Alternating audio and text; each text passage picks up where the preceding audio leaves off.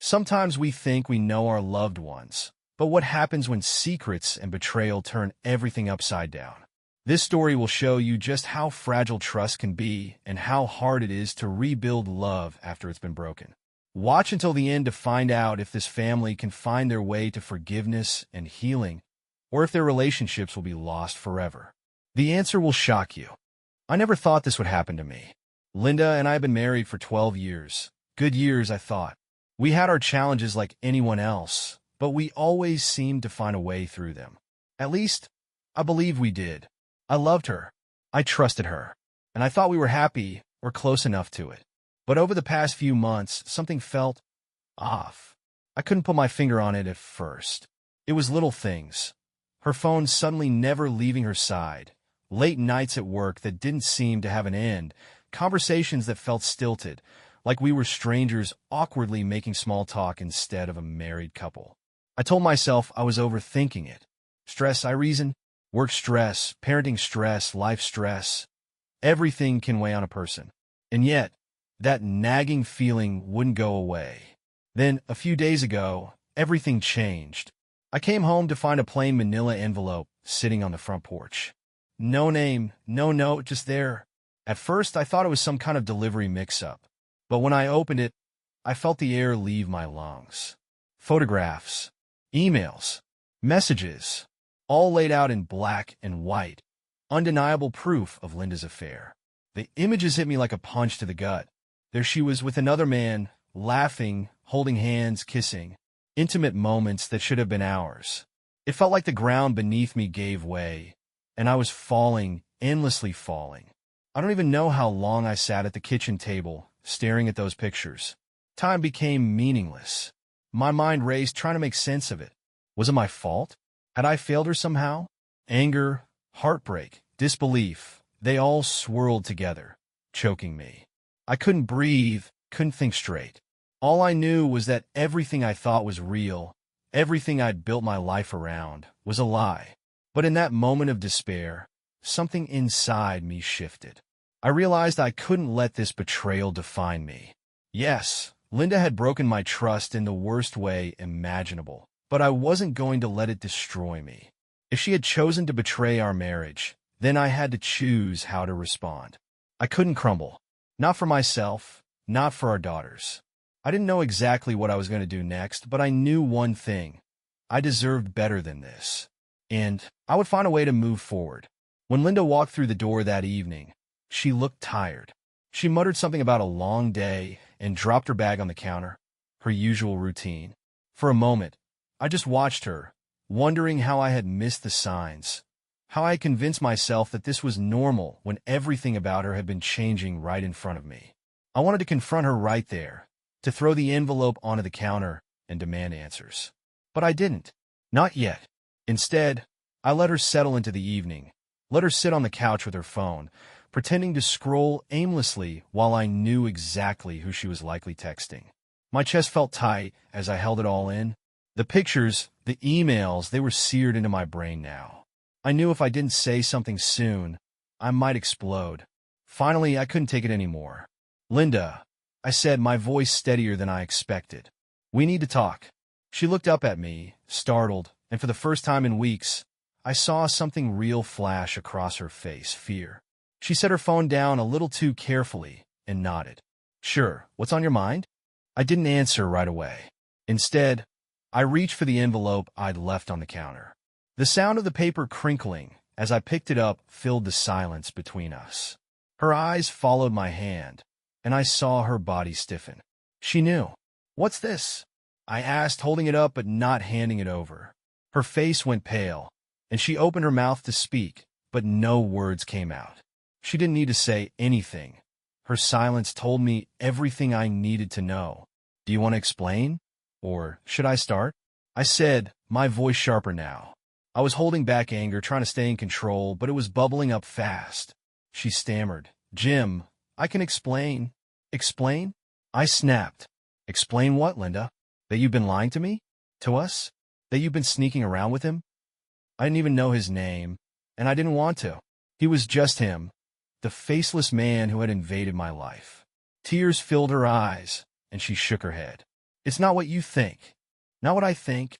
I interrupted, slamming the envelope down on the table. Don't insult me, Linda. The evidence is right here.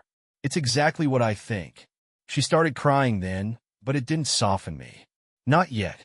I was too angry, too hurt. She mumbled something about feeling lonely, about how we'd grown distant, about how she hadn't meant for it to happen. But every word felt like an excuse, a deflection from the truth. You could have talked to me, I said, my voice breaking. You could have told me you were unhappy, that something was wrong. But instead, you chose this. You chose to betray me. She sobbed harder, but I couldn't look at her anymore. I turned away, my heart pounding, my mind racing. The weight of the betrayal pressed down on me, suffocating. For a moment, there was silence except for her crying. Then I took a deep breath and said, I need time, Linda. I don't know what's going to happen next, but I can't do this right now. I left the room, leaving her there with her tears and the envelope that had shattered our lives. Upstairs, I sat on the edge of our bed, staring at the floor, feeling the exhaustion of the day hit me all at once. My mind replayed the confrontation over and over, but one thing was clear. This wasn't the end of the conversation. It was just the beginning. That night was the longest of my life. I lay in bed, staring at the ceiling, the silence of the house pressing down on me like a weight I couldn't lift. Downstairs, I could hear Linda moving around, her footsteps soft but restless. Occasionally, I heard her muffled sobs. I didn't go to her. I couldn't. Every memory we'd built together felt tainted now, like an old photograph smeared with dirt. I kept asking myself the same questions over and over. Why? How long? Did I ever really know her? But there were no answers, only the suffocating reality of her betrayal. At some point, I must have fallen asleep because I woke up to the sound of the shower running in the bathroom. For a moment, I forgot everything. I thought it was just another ordinary morning, the way things used to be. Then it hit me, and the weight came crashing back down. I got up and headed downstairs. The envelope was still on the kitchen table, exactly where I'd left it. I stared at it for a long time, the anger and hurt bubbling up again. This wasn't just evidence of her betrayal. It was the destruction of the life I thought we had. When Linda came into the kitchen, she looked as exhausted as I felt. Her eyes were puffy, and her face was pale. She opened her mouth to say something, but I held up my hand. Don't, I said, my voice cold. I can't do this right now. She hesitated, then nodded, her shoulders slumping. She looked smaller than I'd ever seen her, like the weight of her guilt was physically crushing her. I felt a flicker of pity, but it was buried under the mountain of anger and pain. I'm going to need some space, I said, finally breaking the silence. I'll stay in the guest room for now, but we need to figure out how to deal with this for the kids if nothing else. She nodded again, her lips trembling as she whispered, I'm sorry, Jim. I'm so sorry. I didn't respond. I couldn't. Her apologies felt hollow, like trying to fix a shattered mirror with tape. Instead, I grabbed my car keys and walked out the door, needing to get away, to breathe.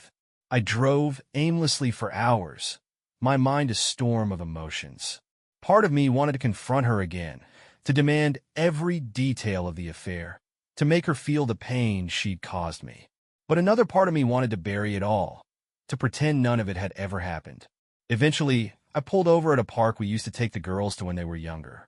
I sat on a bench and stared at the playground, empty now in the early morning light. Memories of better times flooded my mind. Emma's laughter as she swung higher and higher. Lily's little giggle as I pushed her on the slide. I felt my throat tighten. They didn't deserve this. None of us did. As I sat there, I realized something. No matter how much I hurt, I couldn't let this destroy me. I had two little girls who needed me, who would look to me to make sense of this mess. I had to be strong for them if not for myself.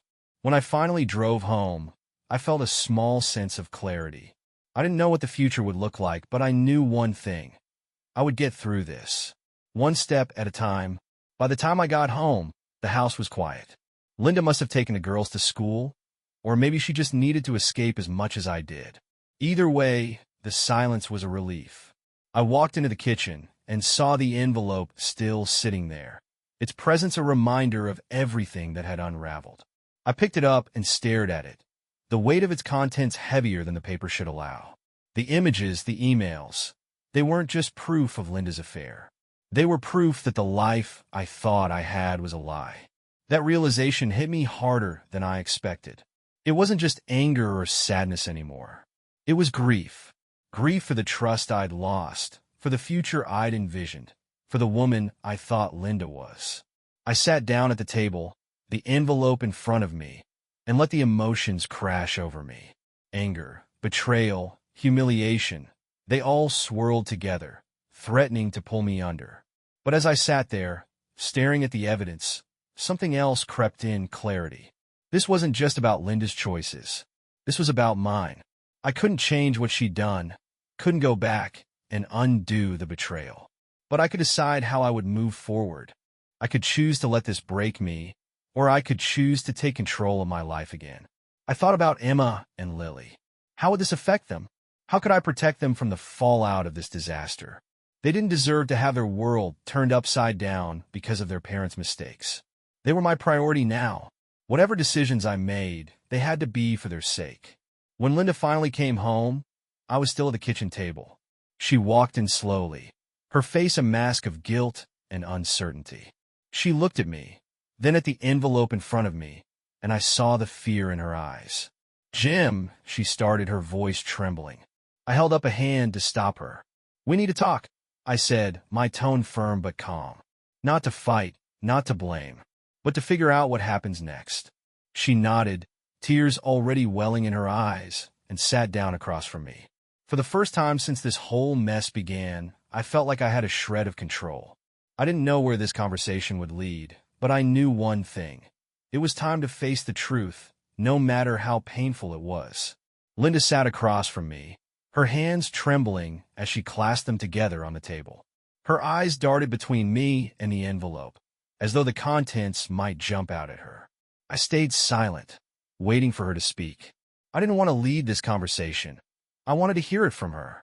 "Jim," she finally said, her voice barely above a whisper. I don't even know where to start." "Start with the truth," I said, my tone colder than I intended. "How long has this been going on?" She flinched, as if the words themselves hurt. "A few months," she admitted, her voice cracking.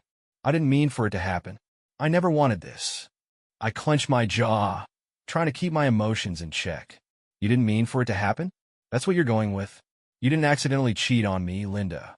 You made a choice." Tears streamed down her face now, and she nodded. "You're right. I made a terrible choice, a selfish, horrible choice. I was lonely, Jim. We'd been so distant for so long, and I felt invisible. I wanted to argue, to shout that she could have talked to me, that loneliness wasn't an excuse for betrayal. But instead, I asked, 'And him? Who is he?' She hesitated, then said, 'His name is Mark. He's someone I met at work.' It started as just talking, venting about life. I didn't think it would go beyond that. But it did," I said flatly, cutting through her words. "You didn't stop it. You let it happen." Her sobs grew louder, but I couldn't bring myself to comfort her. "Not now. You're right," she said. "I let it happen, and I hate myself for it. I've ruined everything." I stared at her, searching for any sign of the woman I'd married, the woman I thought I knew. "You didn't just ruin us, Linda. You've hurt our family. Emma and Lily, they're going to feel this. Do you even realize what this means for them?" She buried her face in her hands, her shoulders shaking. "I know," she choked out. "I know I've hurt you and the girls. I don't expect forgiveness, Jim. I don't know what to do." For a moment, the room was silent except for her crying. I felt a pang of pity, but it was drowned out by the storm of emotions inside me. Betrayal, anger, sadness. I couldn't sort through it all. "We'll figure out what happens next," I said finally, my voice steadier than I felt. "But understand this, Linda. Things will never be the same. You've broken something that can't be put back together." Her sobs quieted, and she looked at me with tear-filled eyes. "I'm so sorry, Jim," she whispered. I stood up, the weight of the conversation pressing down on me. "Sorry doesn't fix this," I said. "I need time to think." I left her sitting there, broken and crying at the table, and went upstairs to the guest room. Lying on the unfamiliar bed, I stared at the ceiling and wondered if I would ever feel whole again. Whatever came next, I knew one thing. The life I'd known was gone, and there was no going back. The next morning felt surreal, like waking up in a life that wasn't mine. The house was quiet, but it was the wrong kind of quiet, heavy, suffocating. Linda must have left early to take the girls to school. I was grateful for the time alone. I needed it to think. Sitting at the kitchen table, I replayed the conversation from the night before. Her words echoed in my mind. I didn't mean for it to happen, but it did happen. She chose this. And now I had to figure out what came next, not just for me, but for Emma and Lily. I picked up my phone and started searching for lawyers. If this was heading toward divorce, and it seemed inevitable, I needed to be prepared. I wasn't going to let Linda's betrayal leave me blindsided again. I jotted down a few names, then set the phone aside. It felt strange, almost surreal, to be planning the end of something that had once felt so permanent. The girls came home later that afternoon, their laughter briefly breaking through the tension that hung over the house. I smiled when I saw them, but it felt forced, like a mask I had to wear. They didn't know anything yet, and I wasn't ready to tell them. Not until I had answers to the questions I knew they'd ask. Linda avoided me for most of the day, and I was fine with that. When we finally crossed paths in the hallway, she looked at me with red, puffy eyes. She opened her mouth to speak, but I shook my head. "Not now," I said, my voice firm. "I need time, Linda. I told you that." She nodded, biting her lip, and walked away. Part of me felt bad for being so cold, but the larger part of me knew I couldn't let her off the hook so easily. She needed to feel the weight of what she'd done. That evening, after the girls were in bed, I made my first phone call to a lawyer. Her name was Susan, and she listened patiently as I explained the situation. When I finished, she asked, "What are your goals, Jim? What do you want out of this?" I thought about her question for a long moment.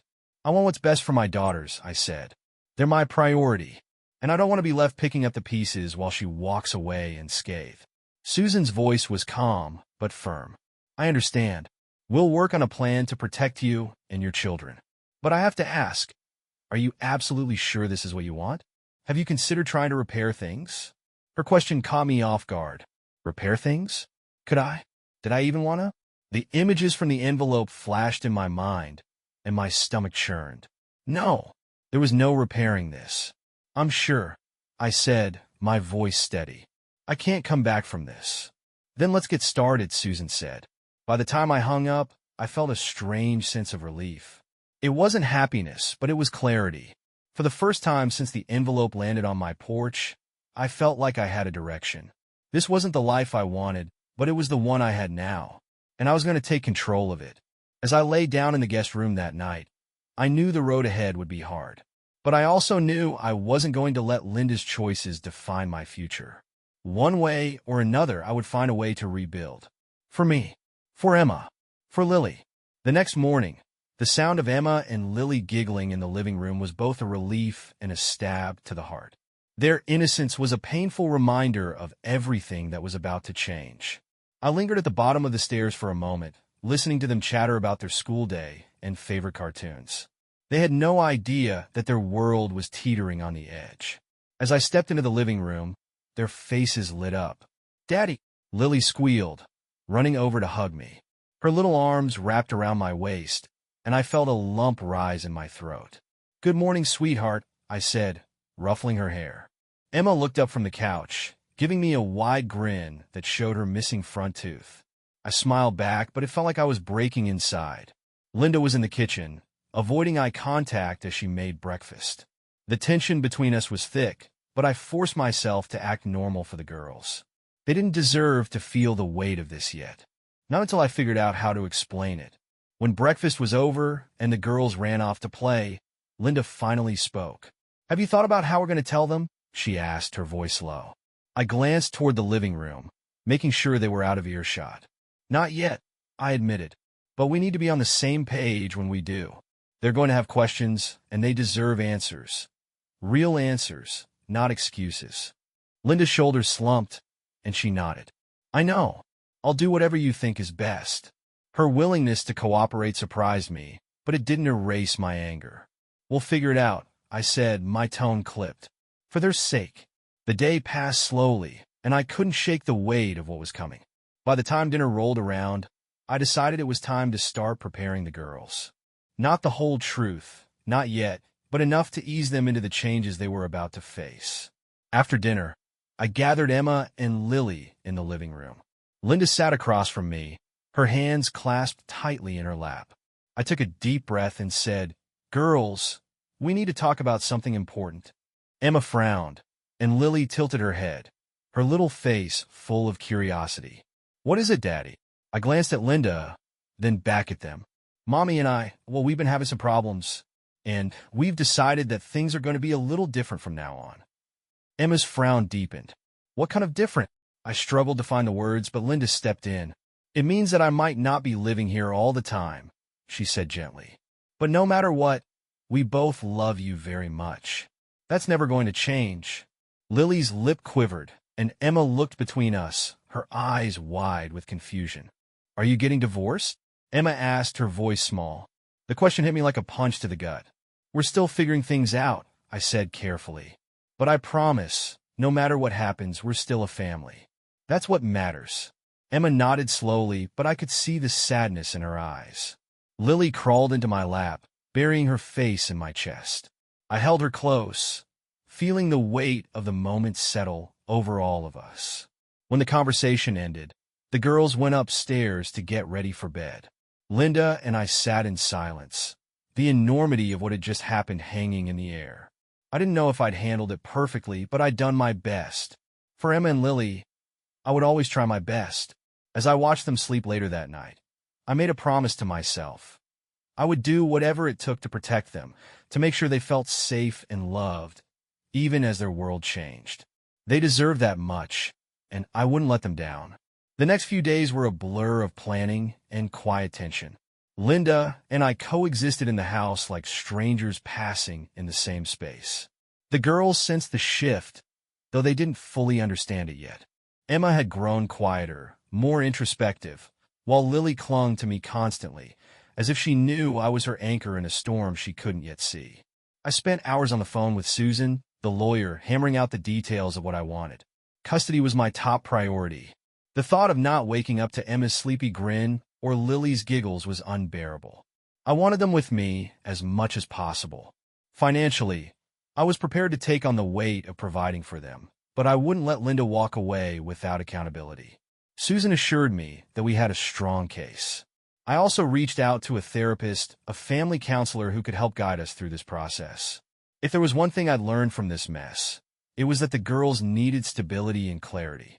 They needed someone to help them navigate their emotions, and so did I. Linda, to her credit, didn't resist these steps. When I told her about the lawyer and the counselor, she nodded and said, "I'll do whatever you think is best for the girls." Her compliance felt like an admission of guilt, a quiet acceptance of the consequences of her actions. One evening, as I sat at the dining room table reviewing paperwork Susan had sent over, Linda approached me. She hesitated at the edge of the room, as if waiting for permission to speak. "Can we talk?" she asked softly. I set the papers aside and nodded, though my patience was thin. "What is it?" She sat down across from me, her hands folded on the table. "I've been thinking a lot about everything," she said, "about what I've done, and what this means for us, for the girls." I said nothing, letting her continue. "I know I've hurt you," she said, her voice trembling. "And I know I've destroyed the trust we had. I don't expect forgiveness, Jim. But I want you to know that I'm willing to do whatever it takes to make this as painless as possible for you and the kids." I studied her face, searching for any sign of ulterior motives. But all I saw was guilt and sadness. It didn't erase the betrayal, but it softened the sharp edges of my anger, if only slightly. "I appreciate that," I said finally. "But understand this, Linda. There's no going back. Whatever happens from here, it's about the girls now. Their well-being comes first." She nodded, tears pooling in her eyes. "I know. I just hope that someday we can find a way to not hate each other." I didn't answer. Hate was a strong word, but forgiveness felt impossibly far away. For now, all I could do was focus on moving forward. As she left the room, I turned back to the paperwork. It felt cold and clinical, but it was necessary. Each page I signed was a step toward reclaiming my life, a step toward protecting my daughters from the fallout of Linda's choices. This wasn't the life I had envisioned, but it was the one I had now. And with each decision I made, I felt a little stronger, a little more in control. For Emma and Lily, I would keep going. For them, I would rebuild. The first night I spent entirely alone in the guest room felt heavier than I'd imagined. The silence was deafening, and the empty space on the other side of the bed was impossible to ignore. I stared at the ceiling, my thoughts bouncing between my daughters, the paperwork waiting to be filed, and the life that had been upended in an instant. I thought back to Emma and Lily, how they clung to me as we tried to explain what little we could about the changes coming. Emma's piercing question still echoed in my mind. "Are you getting divorced?" I hadn't been ready to give her a clear answer then, but I knew it was only a matter of time before I'd have to. The next morning, I woke up determined to bring a sense of normalcy back into the girls' lives, even if it was temporary. I made pancakes for breakfast, their favorite, and put on a brave face as they bounded into the kitchen. "Pancakes!" Lily squealed, climbing into her chair with a grin that could light up the room. Emma followed, quieter but smiling. "Thanks, Dad," she said softly, her eyes meeting mine. There was a maturity in her gaze that felt far too old for her 9 years. It broke my heart. Linda sat at the edge of the kitchen, sipping her coffee in silence. The girls didn't seem to notice the tension between us, but I could feel it like a tangible weight in the room. I avoided looking at her, focusing instead on the girls as they chatted about school and their weekend plans. When breakfast was over, Linda offered to take them to the park. "I think they could use some fresh air," she said, her tone careful, almost apologetic. I nodded. "That's fine. I'll stay here and finish some work." As they left, I felt a strange mix of relief and sadness. The quiet was a chance to think, to breathe, but it also reminded me of what I was losing, what the girls were losing. They deserved a stable home, not one built on lies and betrayal. While they were out, I called Susan to finalize the next steps. "The paperwork is ready," she said. "We can file as soon as you're ready. Have you talked to Linda about the custody arrangements?" "Not yet," I admitted, "but I plan to. I want full custody, Susan. I won't compromise on that." "I understand," she said, "but be prepared for resistance. Judges typically lean toward shared custody unless there's a strong reason not to." I clenched my jaw, hating the idea of sharing custody with Linda after what she'd done. "I'll fight for them," I said firmly. "Whatever it takes." When Linda returned with the girls later that afternoon, I asked her to talk once they were upstairs playing. She sat across from me at the dining room table, looking exhausted but resigned. "I've spoken to my lawyer," I began, keeping my tone calm but firm. "I'm filing for divorce, and I'm requesting full custody of the girls." Her eyes widened, and she looked like she might cry. "Full custody," she echoed. "Jim, they need both of us." "They need stability," I said. "They need consistency. You can have visitation, but I'm not budging on custody." She looked down at her hands, silent for a long moment. "I won't fight you on what's best for them," she said finally. "But I'd like to talk to my lawyer before agreeing to anything." "That's fair," I said, though my resolve didn't waver. "We'll let the lawyers handle the details. But I want this to move quickly. The longer this drags out, the harder it'll be on all of us." She nodded, tears slipping down her cheeks, but she didn't argue. For once, it felt like we were on the same page, even if it was a painful one. That night, as I tucked Emma and Lily into bed, I felt the weight of the day pressing down on me. Lily hugged me tightly, her small arms wrapping around my neck. "I love you, Daddy," she whispered. "I love you too, sweetheart," I said, my voice thick with emotion. As I turned off their lights and closed the door, I promised myself again. I would do whatever it took to protect them, to give them the life they deserved. This was a new reality, one I hadn't chosen, but I was determined to make it a better one for them. The days that followed were marked by a strange combination of progress and pain. Each step toward finalizing the divorce felt like tearing away a part of the life I had once built with Linda. but it also felt like reclaiming myself, piece by piece. I worked through the custody documents with Susan, outlining the terms I believed were best for Emma and Lily. Linda had agreed to let the lawyers handle the negotiations, and while it made things slightly easier, the emotional toll was still heavy. The idea of officially severing the ties between us felt surreal, even as it felt necessary. One evening, after the girls had gone to bed, Linda approached me in the kitchen. She looked hesitant, clutching a cup of tea as if it were a shield. "I spoke to my lawyer today," she said quietly. "They agree that full custody might be best, at least for now. But I'd like to request regular visitation. I don't want to lose them, Jim." Her voice cracked, and for a moment, I saw the woman I used to know, the woman I had built a life with. But that image was quickly overshadowed by the memory of the envelope, of the lies and betrayal that had led us here. "I'm not trying to keep them from you," I said, my tone measured. "But I need to know that their lives won't be disrupted any more than they already have been. If you can prove that you're stable, that you're putting them first, we can work out visitation." She nodded, her eyes filled with tears. "I will. I swear I will." I wanted to believe her, but trust wasn't something I could give freely anymore. It had to be earned. The next morning, I made arrangements for a moving company to come and collect Linda's belongings. It was a practical step, but it felt like a turning point, a physical manifestation of the emotional separation that had already begun. When I told her, she didn't argue. She simply nodded, as though she had expected it. The moving truck arrived 2 days later, and I watched as the workers began packing her things. Linda stayed out of their way, her face pale and drawn. Emma and Lily were at school, sparing them from witnessing the upheaval, but I knew their questions would come later. As I stood in the doorway, watching the boxes disappear into the truck, Linda approached me. "This feels so final," she said, her voice barely audible. "It is," I replied. "This is what you chose, Linda. I didn't ask for this."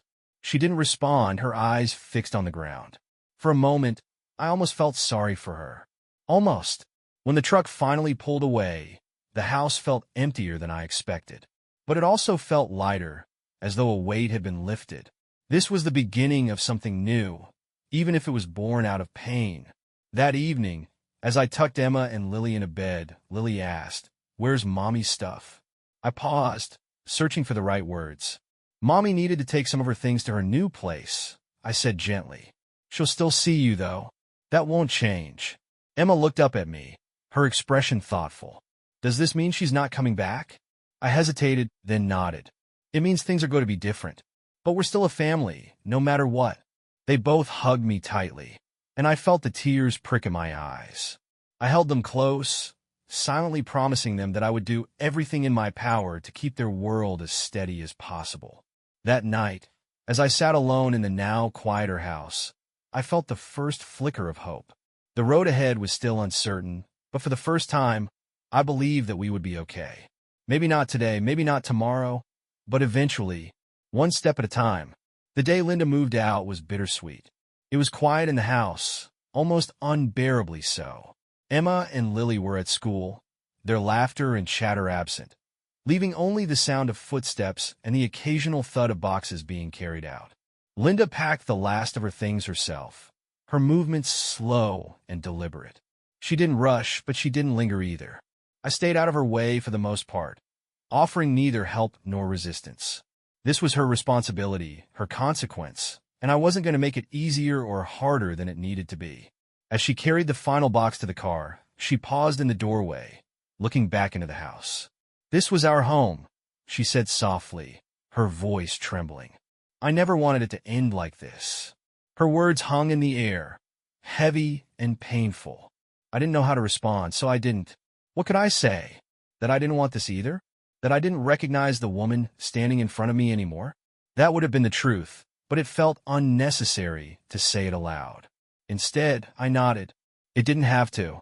She flinched at my words, but said nothing. A moment later, she turned and walked out, closing the door behind her. The sound echoed through the now empty space, and I stood there for a moment, staring at the door. She was gone, and for the first time in weeks it felt real. I sat down at the kitchen table, the same table where I'd first confronted her, and let out a long breath. The house felt different now, quieter, yes, but also lighter, like a weight had been lifted. There was no more waiting, no more uncertainty about when or if she would leave. She had made her choice, and now I could focus on mine. When Emma and Lily came home from school, I braced myself for their questions. Emma noticed the difference immediately, her eyes darting around the house, as if she were searching for something or someone. Lily was more direct. "Where's Mommy?" she asked, her little face scrunched in confusion. I knelt down at her level and gently took her hands. "Mommy moved into her new house today, sweetheart," I said. "She'll still see you, but she's not going to live here with us anymore." Lily's lip quivered, and she threw her arms around my neck. "I don't want her to go." My heart broke at her words, but I held her close, stroking her hair. "I know, sweetie. I know. But Mommy and I both love you very much, and that's not going to change. You're always going to have both of us, no matter what." Emma stood quietly, her face a mix of sadness and thoughtfulness. "It's just us now, isn't it?" she asked softly. I looked up at her, nodding. "For now, yes. But we're going to be okay. I promise." That night, after the girls had gone to bed, I walked through the house, taking in the silence. It wasn't the home it used to be, but it was ours now, mine and the girls. And in that quiet, I felt the first glimmers of something I hadn't felt in a long time. Hope. The pieces of my life were still scattered, but now I could begin the slow, steady work of putting them back together. One day, one step at a time. The first few days after Linda moved out felt strange, like stepping into a new version of my life that I hadn't chosen but now had to navigate. The house, though quieter, carried a strange energy. It was as if the walls were adjusting to her absence, just as I was. Emma and Lily were resilient, but I could see the confusion and sadness in their eyes. I knew it would take time for them to process everything.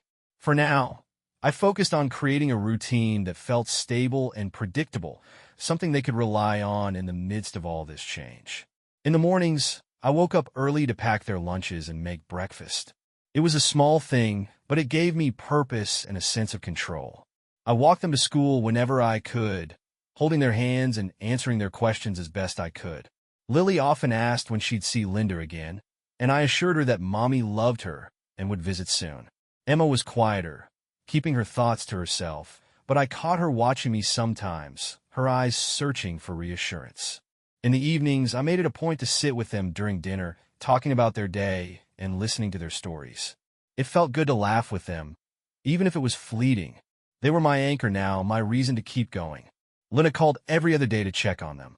Her voice was cautious, almost hesitant, and I kept our conversations short. I wasn't ready for small talk, for pretending things were normal between us. My focus was on the girls, and I made that clear. One afternoon, while sorting through some old paperwork, I stumbled across a photo album. It was filled with pictures of happier times, family vacations, birthdays, random snapshots of our life together. I hesitated before flipping through it, unsure if I could handle the flood of memories. But as I looked at the photos, something shifted. These moments, as happy as they once were, didn't define where we were now. They were part of the past, a chapter that had closed. And while it hurt to see the smiles and remember the love that once was, it also reminded me of the love I still had for Emma and Lily. They were the best parts of this broken story, and they were still here. That night, I tucked them into bed as usual. Lily clung to her stuffed bear, her eyes already drooping with sleep. "I love you, Daddy," she murmured. "I love you too, sweetheart," I said, kissing her forehead. Emma was still awake, her book resting on her lap. She looked at me as I sat on the edge of her bed. "Are you okay, Dad?" she asked quietly. Her question caught me off guard, but I smiled. "I'm okay," I said. "As long as I have you and Lily, I'll always be okay." She nodded, her face softening. "We're okay too." As I turned off the lights and closed their door, I felt a sense of calm. This wasn't the life I had planned, but it was the one I had. And with Emma and Lily by my side, I knew I could face whatever came next. Together, we would pick up the pieces and build something new, something better. As the weeks passed, life began to settle into a new rhythm. It wasn't the same as before. How could it be? But it felt manageable. The mornings were still a rush of getting the girls ready for school, But the evenings were calmer now. Without the lingering tension between Linda and me, the house felt more peaceful, even if it also felt emptier. I started making small changes around the house. At first, it was little things, rearranging the furniture, hanging new pictures of Emma and Lily, and finally taking down the family photos that included Linda. It wasn't out of anger or spite. It was about creating a space that felt like ours, like mine and the girls. Every small adjustment felt like reclaiming a piece of my life. The girls noticed the changes, too. "I like the new pictures," Emma said one evening, pointing to a framed photo of her and Lily at the beach. "It feels nice. You smiled to hear. It's our home, kiddo. I want it to feel like it's just for us." Emma nodded, a small smile tugging at her lips. She didn't say much, but I could tell she appreciated it. Lily, on the other hand, was more vocal about everything. "Can we paint my room pink?" she asked one afternoon, her eyes lighting up at the idea. "Pink, huh?" I said, pretending to think it over. "I guess we could do that." Her squeal of delight was worth the effort it would take to paint the room. These small moments of happiness reminded me that we were moving forward, even if it was slow. Linda kept her word about visitation, coming by every other weekend to spend time with the girls. The first visit was awkward. I didn't know what to say, and I wasn't sure how to act around her. But I made it clear that the focus was on the girls, not on us. She respected that boundary, and over time, the visits became easier to navigate. One Saturday, while Linda took the girls out for ice cream, I found myself with a rare moment of quiet. I sat on the back porch, a cup of coffee in hand, and let the stillness wash over me. For the first time in a long time, I felt okay. Not great, not completely healed, but okay. It hit me then that healing wasn't going to be a single moment of clarity or a sudden change. It was going to be a series of small steps, little victories that added up over time. And that was okay. I didn't need to rush the process. I just needed to keep moving forward. That night, as I tucked the girls into bed, Emma looked up at me and said, "You're doing a good job, Dad." Her words caught me off guard, and I felt a lump rise in my throat. "Thanks, Em," I said, my voice quiet. "That means a lot." She smiled, and for the first time, I felt a flicker of something I hadn't felt in a long time: pride. I wasn't perfect, and I didn't have all the answers, but I was doing my best. And for Emma and Lily, that was enough. As I lay in bed that night, I thought about the road ahead. It wouldn't be easy, but I didn't need it to be. All I needed was the strength to keep taking those small steps forward. One day at a time, I would get there. We all would. Together. Life continued to shift into this new version of normal, but trust, both in myself and in the world around me, was harder to rebuild. I found myself second-guessing everything. Decisions that once felt simple now came with doubt. Was I doing enough for the girls? Was I handling this the right way? Could I trust Linda's intentions when she said she wanted to prioritize their happiness? One evening, during one of Linda's visits, I overheard her talking to Emma in the living room. "I know things are different now," she said gently, "but I want you to know that I'll always be here for you, no matter what." Emma's response was quiet, but it carried the weight of her young understanding. "You left, though. It doesn't feel like you're here." Those words stayed with me long after Linda left that night. Emma's honesty was a stark reminder of the damage that had been done, not just to me, but to our daughters. Linda's actions had fractured more than our marriage. They had shaken the foundation of trust in our family. The next day, I brought it up with Emma as we walked home from school. "I heard what you said to Mom last night," I began. "I want you to know it's okay to feel that way. It's okay to be upset." Emma looked at me, her brows furrowing. "I just don't understand why she did it," she said quietly. "Why didn't she talk to you? Why didn't she try to fix it?" Her questions mirrored my own, and for the first time, I realized I didn't need to have all the answers. "Sometimes grown-ups make mistakes," I said. "Big mistakes. And when they do, it's not because of anything you did. It's because they were dealing with things the wrong way." Emma nodded but didn't say anything else. I could tell she was processing, and I didn't push. I wanted her to know she could talk to me, but I also wanted to give her the space to figure out her own feelings. Meanwhile, I was working on rebuilding trust in myself. I started therapy, not just for the girls, but for me. It was hard to admit I needed help, but once I did, it felt like a weight had been lifted. Talking about the betrayal, the anger, And the guilt helped me see that this wasn't just about what Linda had done. It was about how I responded to it, how I chose to move forward. Therapy also gave me tools to help the girls. Emma, with her quiet strength, needed reassurance that her feelings were valid, that it was okay to question and even to be angry.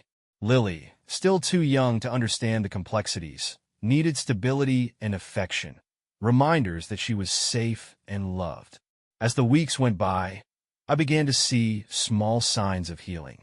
Emma smiled more, her laughter less hesitant. Lily returned to her bubbly self, her endless energy filling the house. Even I started to feel lighter, less weighed down by the past. Trust would take time, both in myself and in others. But each day, I felt closer to believing that we could find a new kind of balance, a new way forward. And as I watched my daughters thrive in the face of all this change, I knew I was on the right path. One day at a time, we were rebuilding. It wasn't perfect, and it wasn't easy. But it was ours, and that made all the difference. Months passed, and slowly, the wounds began to heal. They didn't disappear, some scars never do, but they became less raw, less defining. Life took on a new rhythm, and while it wasn't the one I'd envisioned, it was one I could live with, one I could grow in. Emma and Lily adjusted better than I'd hoped. Emma's questions about the past became fewer, and her smiles more frequent. She started talking about her friends and school again, her spark returning in a way that reassured me. Lily, always resilient, seemed to accept the changes with a child's unshakable optimism. Her laughter filled the house once more, a sound that gave me hope even on the hardest days. Linda kept up with her visits, and while our relationship remained strained, we managed to find a civil balance for the girls' sake. I could see she was trying to rebuild her bond with them, and I respected that effort, even if the trust between us was irreparably broken. Therapy became a cornerstone for me. It taught me to forgive, not for Linda's sake, but for my own. Holding on to anger and resentment only weighed me down, and I wanted to be free of it. Forgiveness didn't mean forgetting or excusing what she had done. It meant letting go of the hold it had on me. For the first time in months, I felt lighter, more in control. One evening, as I watched Emma and Lily play a board game together, I felt a deep sense of gratitude. They were my reason for everything. The reason I kept going, the reason I fought to create a new life. They had shown me that even in the face of pain and betrayal, love could endure. It wasn't always easy, but it was always worth it. I started thinking about the future, not the one I had lost, but the one I could build. I wanted to create a home filled with love and security for my daughters. I wanted to rediscover myself, to figure out who I was outside of the marriage that had defined me for so long. And maybe, someday, I'd even be open to love again. But for now, my focus was on the present, on the family I still had. The day our divorce was finalized, I felt a strange mix of emotions. Relief, sadness, and a quiet sense of closure. It was the end of a chapter, but it wasn't the end of my story. It was the beginning of something new. That night, as I tucked Emma and Lily into bed, Emma looked up at me and said, "We're happy, Dad. Aren't we?"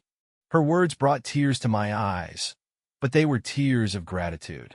"Yeah," I said, my voice steady. "We are."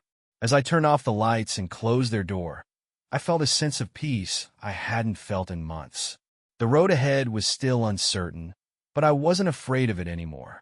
I had my daughters, my strength, and the knowledge that I could face whatever came next. And as I sat in the quiet of the living room, I realized something. I wasn't just surviving. I was moving forward. One step at a time, we were building something new. And for the first time in a long time, I believed we would be okay.